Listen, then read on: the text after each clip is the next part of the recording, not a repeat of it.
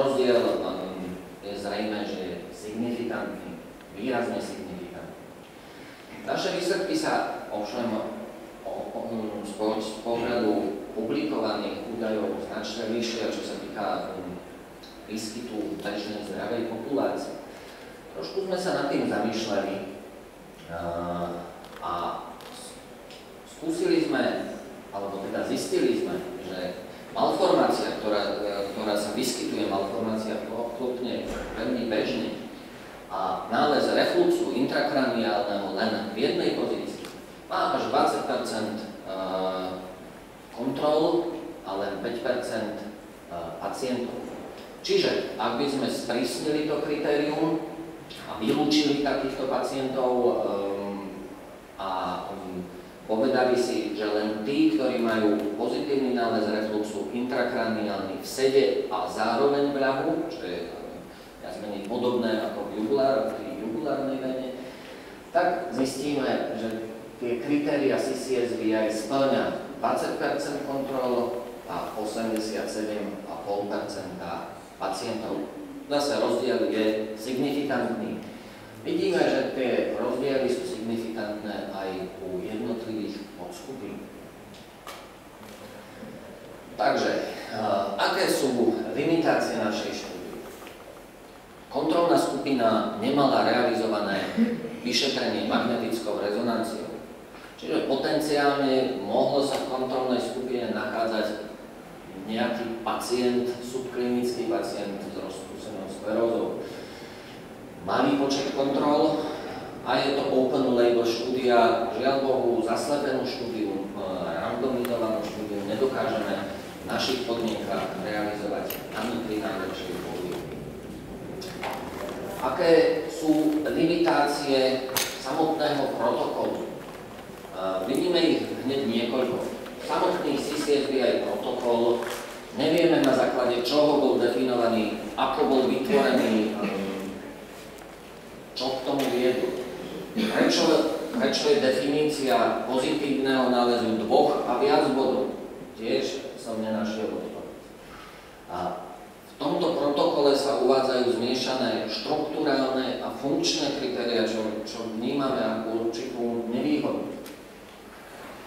Kritérium intrakraniálneho refluxu, práve som vám oznámil, že tie vény v podstate nevieme, aké meria, nevieme momentálne definovať, ktoré intrakraniálne alebo prípadne extrakraniálne štruktúry vôbec sonom detekujeme. Napriek tomu, to vám vediem neskôr. Takisto, ďalšou limitáciou je chýba definícia stenózy, čo vlastne stenóza v jugulárnom systéme alebo žilovom systéme je. V arteriálnom systéme poznáme presné definície stenózy, po venóznom nie. Takisto definícia malformácie je veľmi široký pojem. Je to zhrubnutie chlopne, je to nedovieranie chlopne, je to stenóza chlopne, alebo teda nedostatočné utvorenie chlopne. Tu, pokiaľ sa to nezjednoznační, nezadefinuje presne, bude existovať vysoká pravdepodobnosť subjektívnej chyby.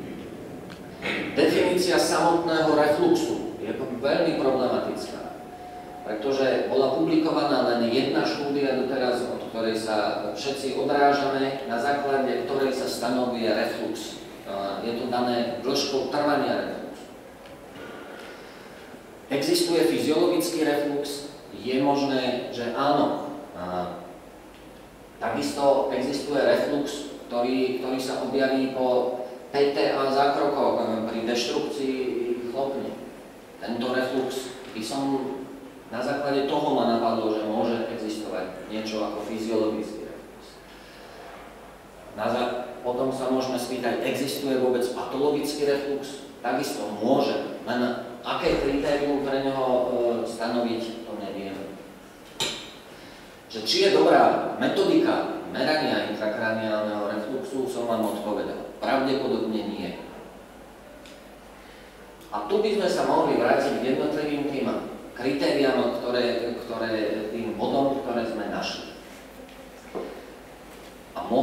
trošku to rozdiskutovať. Vidíme, že negatívny ten cross-sectional area je veľmi slabý parameter, aspoň z našich výsledkov to vyplýva, aby sme mohli na základe neho nejakým spôsobom rozhodovať. Silnejším, alebo teda značne silným parametrom je detekcia refluxu v jugulárnom alebo vertebrálnom systéme venóznom. Ten rozdiel je značný. Takisto detekcia štruktúr, ktoré síce nevieme, ktoré sú, a nevieme ich pomenovať momentálne. My na to určite, alebo teda určite sa na to príde, že ktoré štruktúry meriame.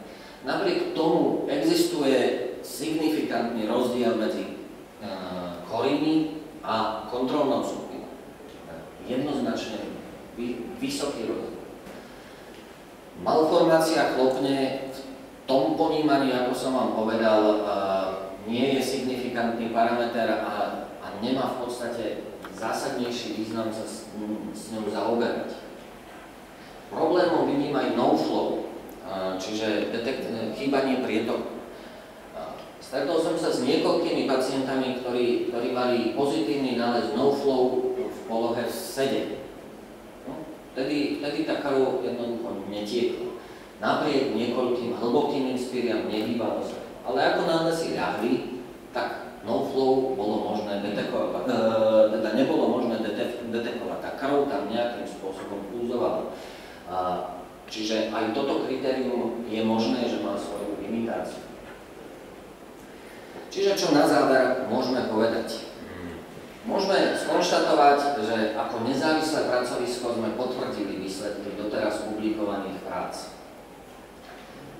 Je zrejmé, že CCSVI, respektíve nazval by som to, že anomálie vo venóznom systéme sa vyskytujú signifikantne častejšie u pacientov s roztrúsenou sklerózou v porovnaní s kontrolnou skupinou.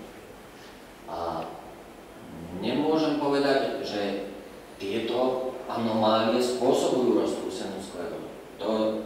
Tu treba vnímať veľmi pozorne. Potrebujeme rozsiahlejšie klinické štúdie, potrebujeme verifikovať nejaký protokol, na základe ktorého sa to bude definovať. Veľmi pravdepodobne, takmer isto, bude potrebná zmena CCSVI protokolu. A čo je isté už v tejto dobe, je isté to, že budeme musieť verifikovať, respektíve znovu otvoriť otázku detekcie intrakraniálneho refluxu. Dovolil by som si povedať, že dokiaľ nedôjde k zodpovedaniu spomenutých otázok, je potrebné považovať hypotézu CCSVI ako rozhodujúceho etiopatogenetického faktora vzniku a rozvoja roztrúsenej sklerózy za nepotvrdenú. Ale takisto môžem skonštatovať, že môžeme ju považovať aj za nevyvrátenú, čo je tiež dôležité. A k rozhodnutiu o osude tejto hypotézy nám takisto prispejú a podľa mojej domienky dominantnou mierou výsledky pilotných štúdií, alebo teda prebiehajúcich endovaskulárnych prospektívnych klinických štúdií.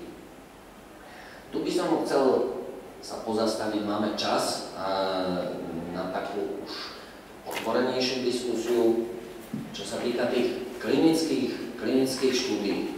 V Bolonii predstavil profesor Zivadinov dizajn svojej klinickej štúdie a zdá sa, že začíname celú túto spoločnosť tlačiť do pomerne ešte viacej kontroverznejších úkonov a je to podľa môjho názoru vina neurologickej spoločnosti.